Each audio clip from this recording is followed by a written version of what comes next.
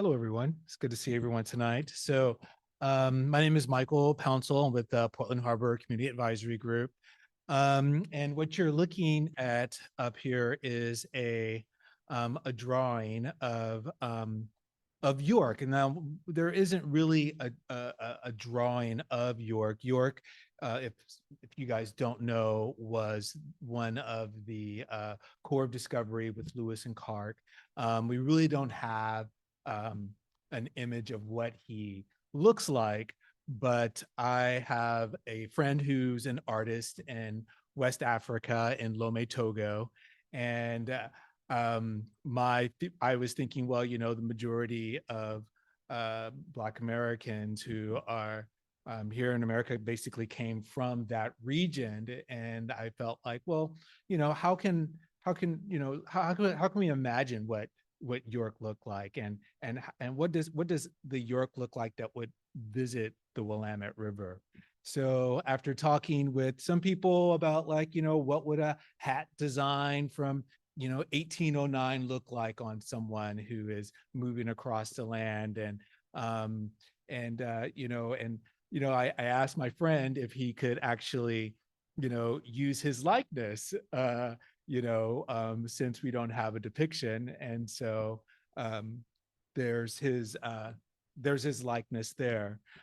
The the other thing is, a lot of the images of York, you see him, hoisting a gun, or he's got a long rifle.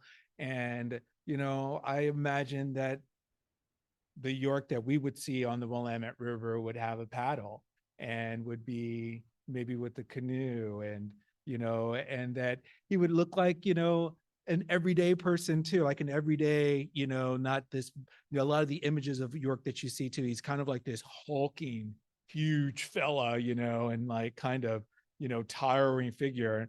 And I wanted him to kind of be like, hey, this is a fella who is like, trying to make it work, and he's doing what he can, to get by. So this is an image that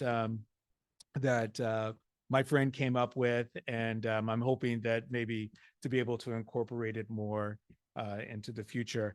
And with that, I have a poem that I'm going to read out of Buffalo Dance, The Journey of York. This is written by Frank X. Walker. And the first part of it is going to be, the poem is called Souvenir. And the first part of it is going to be basically some historical letters from William Clark to his brother Jonathan in 1908. Okay. So this part of the letter is, um, permit him to stay a few weeks with his wife. He wishes to stay there altogether and hire himself, which I have refused. He prefers being sold to returning here.